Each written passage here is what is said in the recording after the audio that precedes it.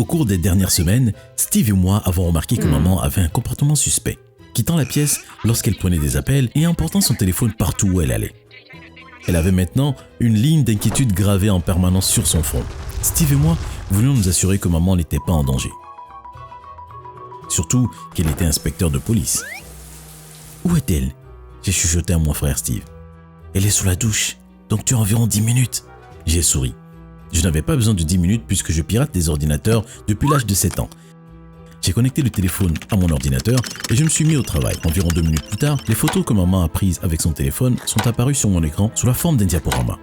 Quand on est arrivé à la dernière photo, Steve et moi avons été surpris. Papa se tenait à côté d'une petite fille assise sur une chaise avec une pancarte dans la main qui disait « S'il vous plaît, aidez-moi ». Hey, mon nom est Eli. Si vous appréciez nos histoires, n'oubliez pas de liker et de vous abonner à notre chaîne. Et n'hésitez pas à en parler à un ami. Dès que j'ai eu fini, j'ai replacé le téléphone dans la chambre de maman. Steve et moi, nous sommes concentrés sur la fin de nos corvées pour nous distraire de ce que nous avons vu, du moins jusqu'à ce que nous soyons seuls.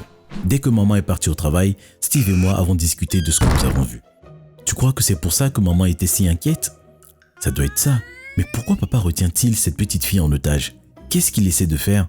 Qui est la petite fille et quel est son lien avec maman? Les questions de Steve s'échappaient de ses lèvres. La grande question est de savoir où ils étaient ces 10 dernières années et pourquoi il est de retour. J'ai regardé Steve en sachant qu'il ne pouvait pas me donner les réponses que je voulais. Il y a 10 ans, notre père a disparu. Comme tous les matins, il a embrassé maman, puis Steve et moi, puis il est parti au travail. Ce jour-là, cependant, il n'est jamais rentré chez lui.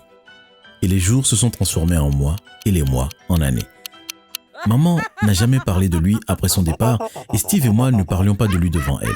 Tu sais, comme on veut tous les deux être détectives comme maman, je pense que c'est une bonne occasion pour nous acquérir des compétences d'investigation.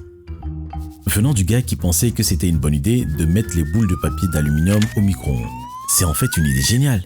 C'est parti, notre première affaire officielle. Comme notre mère est détective, Steve et moi savions que nous devions être sournois et intelligents. Nous avions une excellente relation avec maman et je me sentais mal à l'aise d'agir dans son dos. D'autant plus que je savais que Steve et moi devions franchir certaines limites personnelles avec elle pour aller au fond des choses. Nous savions que si nous aidions maman à résoudre cette affaire, ça sera un grand soulagement pour elle et peut-être que Steve et moi pourrions comprendre pourquoi papa est parti en premier lieu. Notre première tâche est de regarder dans les dossiers de maman pour voir s'il y a plus d'informations sur la photo.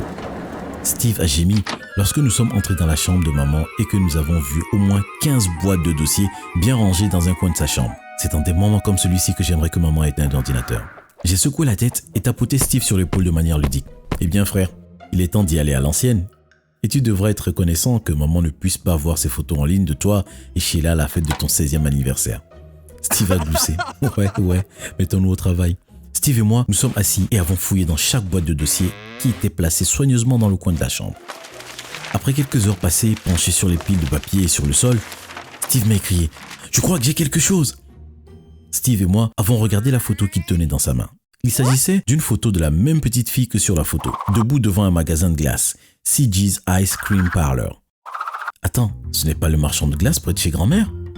Ton sens de l'observation est assez étrange, grand frère. Je crois qu'il est temps de rendre visite à grand-mère.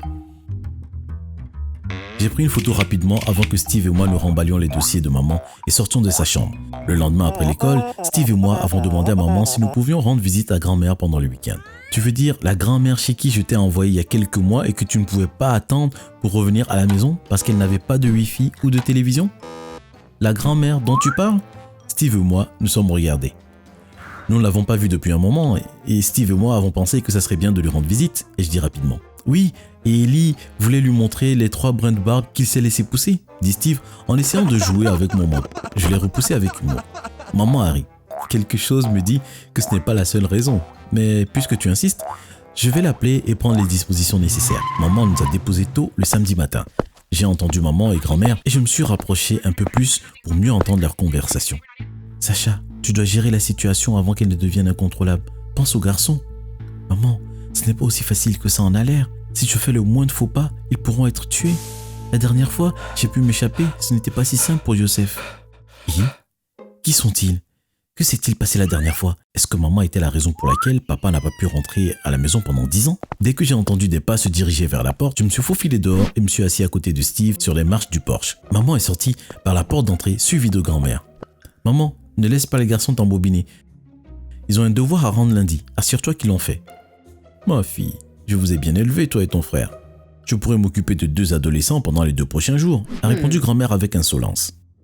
On a dit au revoir à maman qui est montée dans la voiture et est partie. Quand j'ai été sûr que grand-mère était hors de portée de voix, je me suis retourné vers Steve. Grand-mère sait ce qui se passe. Il m'a regardé avec incrédulité. Tu te moques de moi? Ça vient de devenir un peu plus compliqué. Steve et moi avons distrait grand-mère à tour de rôle pour pouvoir chercher des indices dans la maison. Dans un petit coffre sous le lit de grand-mère, nous avons trouvé un certificat de naissance pour une petite fille. Son nom était Destiny et le nom de son père était Youssef. C'était le nom de mon père. Papa était son père? Il n'y avait pas le nom de sa mère sur le certificat de naissance. D'après la date de naissance, elle avait 9 ans. Après ce dernier indice, Steve et moi avons dit à grand-mère que nous allions manger une glace.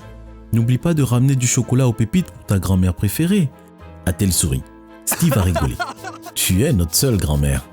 Nous avons marché en silence pendant un moment avant que Steve ne dise « Tu penses que la relation entre maman et papa était en danger et que papa a décidé de partir et fonder une nouvelle famille? À ce stade, je ne suis pas sûr de ce qu'il faut croire. Si papa est son père, alors pourquoi la tenait-il en otage? Quelque chose ne colle pas. Si papa est parti fonder une nouvelle famille, alors comment maman s'implique et pourquoi se sent-elle obligée de les sauver? Dès que nous sommes arrivés chez le marchand de glace, nous avons montré les photos au personnel et une fille les a reconnues depuis environ 1 mois. Elle est arrivée avec une femme blonde et d'un grand type aux yeux bruns. L'enfant était douce, mais elle ne parlait pas. Elle semblait cependant y avoir une tension entre l'homme et la femme, a déclaré le membre du personnel. J'ai montré à la fille une photo de papa et je lui ai demandé si c'était l'homme qui était entré avec la fille et la dame. Et elle a dit oui. Nous l'avons remercié, avons acheté nos glaces et avons ouvert la porte pour sortir du glacier. Devant nous, il y avait 2 gars sur des motos avec des armes. J'ai poussé Steve dans la boutique et j'ai fermé la porte pendant que les gars tiraient dans la boutique. J'ai tiré Steve sous la cabine et les couverts. Le bruit des éclats de verre, les cris des clients et du personnel et les fortes explosions ont résonné dans le magasin pendant environ 30 secondes avant que tout ne redevienne calme. Je suis sorti prudemment et j'ai demandé à Steve de se lever. « Tu vas bien mon frère ?» ai-je demandé en époussetant les morceaux de verre de ses vêtements. Il a hoché la tête. Nous avons entendu la police et dès que nous en avons eu fini, nous sommes retournés chez grand-mère en silence. Quand on a ouvert la porte à mamie, elle est sortie de la maison en courant vers nous. « Les garçons, ça va? J'ai entendu ce qui s'est passé à la radio. » On a confirmé que tout allait bien, puis j'ai lâché. On sait pour papa et Destiny. Grand-mère a regardé autour d'elle et nous a fait entrer rapidement dans la maison. « Qu'est-ce que vous savez les garçons ?» Nous lui avons dit que nous trouvions que maman agissait de manière suspecte lorsqu'elle prenait des appels téléphoniques et que ces dernières semaines, elle semblait vraiment stressée par quelque chose. Nous lui avons également parlé de la photo que nous avons trouvée dans les dossiers de maman et l'acte de naissance que nous avons trouvé dans le coffre. Grand-mère nous a regardé sévèrement sans dire un mot. Puis sa sévérité s'est lentement transformée en inquiétude. « Ta mère devait être celle qui te dit ça, mais vu les circonstances, il faut le dire. Il y a environ 10 ans, Sacha et Youssef ont mené une enquête sous couverture. Sacha a presque grillé sa couverture, ils ont réussi à la tirer d'affaire. Le travail n'étant pas terminé, Youssef a dû rester, mais il a dû perdre tout contact avec Sacha et vous les garçons. Il ne pouvait pas prendre le risque de mettre sa famille en danger. Il soupira lourdement. Pendant qu'il sortait Sacha, une des victimes qu'il protégeait, une mère, a été mortellement touchée. Je suppose que votre père s'est senti coupable et a décidé de mettre son nom sur le certificat pour se racheter et de prendre en charge la fille orpheline Destiny. Mais c'était il y a 10 ans. Pourquoi papa n'est pas revenu après que l'affaire ait été résolue? A demandé Steve avec un air perplexe. C'est une question à laquelle ta mère va devoir répondre. Mais quel est le lien maintenant avec papa, Destiny et maman? Cela fait 10 ans. Pourquoi ont-ils soudainement refait surface? Je pense que je peux répondre à cette question, a dit la voix de maman derrière nous. Nous étions si absorbés par notre conversation avec grand-mère que nous ne l'avons pas entendu entrer. Comment allez-vous les garçons? J'ai vu ce qui s'est passé aux infos et je devais venir vous voir, a-t-elle dit en passant de Steve à moi. Nous allons bien, ai-je dit. Mais nous avons beaucoup de questions sur ce qui se passe. Maman a regardé grand-mère qui a approuvé d'un signe de tête avant que maman ne prenne la parole. Il y a quelques semaines, alors que nous travaillions sur une autre affaire, quelqu'un de l'ancienne équipe d'il y a 10 ans a été emmené pour être interrogé.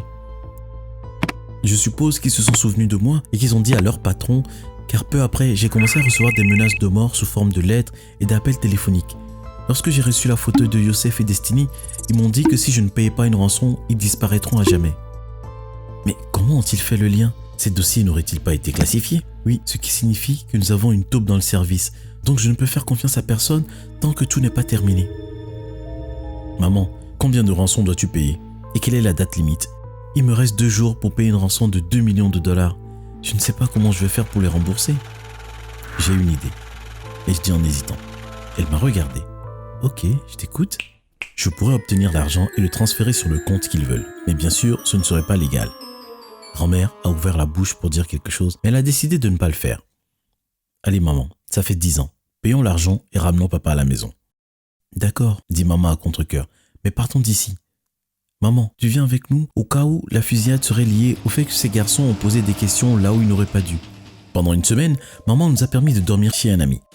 Le plan était d'utiliser son ordinateur pour que si par hasard la police venait fouiller, elle puisse remonter jusqu'à sa maison et non la nôtre. Et tout s'est bien passé. Et j'ai pu retirer des fonds des comptes d'autres personnes et les transférer sur le compte que maman m'a donné. Les jours suivants, tout le monde était sur les nerfs. Je sursautais à chaque fois que j'entendais une sirène de police, pensant qu'ils allaient venir frapper à notre porte et emmener tout le monde en prison. Un soir, on a sonné à la porte et maman a ouvert la porte d'entrée. « Youssef !» a-t-elle crié en jetant ses mains autour de son cou. En attendant l'agitation à la porte d'entrée, Steve et moi sommes sortis de notre chambre pour accueillir papa et dire bonjour à Destiny. Cette nuit-là, tout semblait parfait, même si maman et papa ne s'étaient pas vus depuis plus de 10 ans.